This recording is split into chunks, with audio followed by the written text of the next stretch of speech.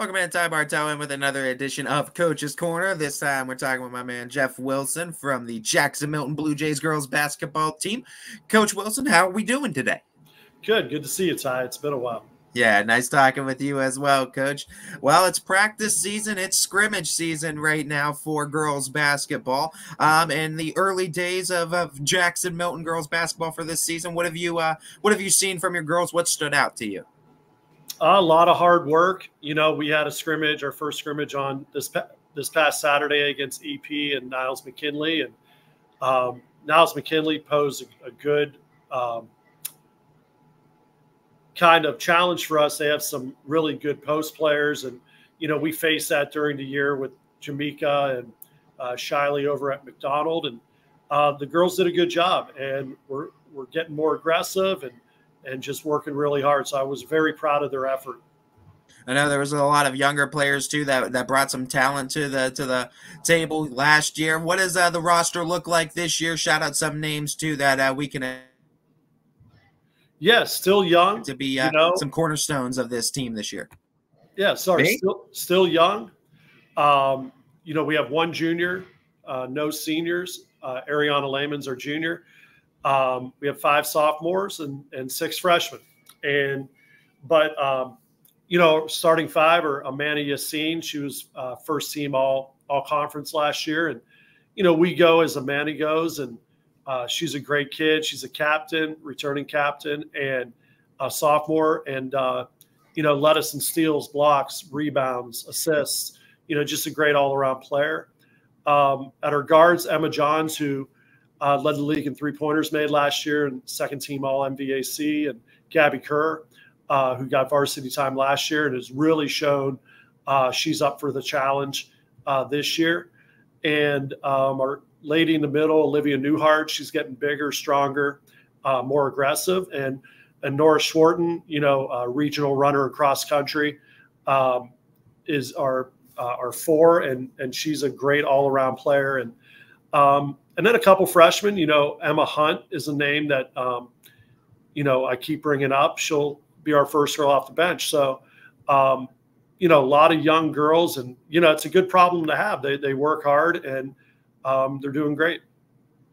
Yeah, I know. I got the chance to see a lot of your players last year too, and Amanda Yassine is definitely as advertised too, and everything that she can do, and how she can affect the game in a multitude of ways too. How is it going into this second year of having a full squad, full team, and being able to get day-to-day operations going for a season? It's got to probably be nice for you to, after having last season under your belt, and for a lot of the girls having a season of varsity experience under their belt. Yeah, I mean, it's immeasurable, you know, getting a whole varsity senior as freshmen. And, you know, basically it was them and Michaela, who was a senior. And, you know, we lost Michaela's stats, but I mean, everybody else is back, and, you know, it's just really good. I mean, they know the routine. They're getting to be better leaders. I mean, they're stretched out and did their ball handling before I even entered the building. They're committing to the weight room more. And it's just more consistency and day-to-day stuff. And they just keep getting better and better. Great group to be around. When you talk about just the schedule you guys have to the conference, of course, MVAC Scarlet Tier is always a tough one, always some great competition up and down the conference. Oh, yeah. How do you guys see yourselves fitting in the conference competition-wise? I know you guys were able to get your wins against conference competition last year. How do you guys see yourselves fitting in this year? Yeah, you know, Camel joins us in our tier this year, so that's another extra game. You know, we finished in the bottom half last year, and one of my goals is definitely finish in that top 3. I would like to, you know, and people are going to be jockeying for it, and that's, you know, definitely Mineral Ridge and Springfield have a lot back, and Western Reserve's always good, and so we see ourselves, you know, trying to get in that mix. And you know, we won some conference games last year. We're close in a couple of others, and a couple of were not close. So, you know, our measuring stick is improving against those teams that, you know, kind of gave it to us, and beating those teams that we split with and, you know, came close to. When you talk about points of growth that you've seen from this team from last year to this year, and some growth you want to see now from here until maybe game 1 and game 1 to game 22, what are those points of growth that you've seen and you want to continue to see now? Yeah, I think the attention to detail, understanding varsity basketball, and knowing that it's just not me blowing hot air, that, you need to be lower than your opponent. You need to have balance. You need to be physical, those kind of things. They've seen it. They've lived it. We went to Cedar Point Shootout this year, and there are some really, really good teams, and they saw what good basketball is. And they know the process now that it's going to take to make that next step. We want to advance to the district round is one of our goals as well. And, that the growth this year is just getting stronger, crisper on offense and better rebounding and cutting our turnovers down. And that'll lead to success if we do those things. We talk about the conference schedule. What are some of the non-conference games that pop up on the schedule this year that you're excited to kind of test those girls against? Yeah, some new opponents. We have Southeast this year down the road, and they're in the MVAC now, but the other tier. So we're going to play across from them. We have Chalker coming in our first game, and Chalker is going to be a good team. They got a couple girls that were freshmen that got hurt last year, and they were very successful as freshmen. So we got to be ready for that task. Medina Christian, Cardinal, who we went to overtime with last year, and we didn't, we came up short. So that's kind of a game we have circled. Heartland Christian, who's got some talent there. And just the conference itself is so challenging. Matthews as well. So, we got a good mix of conference and non-conference coming our way. Not only are there a new team in your conference this year, and not only are you playing a little different non-conference schedule, divisions have now expanded in the sport of basketball. No longer 4 divisions, is now a 7-division sport. Fielding just some competitions. You mentioned wanting to get to the district round. What are some big names that pop up in your division, and how do you see it? Do you see it as a beneficial thing for Jackson Milton schools? What is your opinion on the expansion on divisions in basketball? I think the expansion, I think it benefits maybe larger schools a little more that maybe we're stuck in D1 that really don't belong there. When you're going against teams from Cleveland or Columbus and you play that D1, D2, I think it helps them a little more. I don't think it changes us much. We got, relatively speaking, the same teams that we were playing in D4. They kind of just dropped down to 6 or 7. So most of the teams that we play or looking to play in the tournament, it doesn't change a whole heck of a lot. But I do like the expansion. It leads to more district champs. It leads to more, I think more parity and exciting for the fans and giving kids more opportunities to win. Want to give you that opportunity to shout out some of your staff and some other big names in the Jackson Milton basketball program that help make the engine run. Yeah, Madison Caulfield, she's my varsity assistant. She's back this year for her 3rd year. And Mike Sheely, he was at the junior high. He's our new JV coach. Our junior high coaches, Sherry Lengel and Mike Rasul. And, just all of our administrators and school board, Mr. Baker, our superintendent, Mr. Vega, our principal, Abby Fishtorns, AD. Honestly, they've been the best super principal and AD. I've been coaching. This is my 25th year coaching and whatever aspect. And they're the most supportive group of bosses that, whoops, the light's there. Sorry. Yeah, you're good. that I've ever had. It's a very, very good supportive community. When you talk about taking on the challenge of being a coach for a team that didn't have a team the year before when you took the job too, and kind of building things up from the foundation and now seeing where it is and continuing to grow, where do you see yourself as a coach for the program right now too? Talk about that challenge a little bit too, and talk about how you've seen it grow now.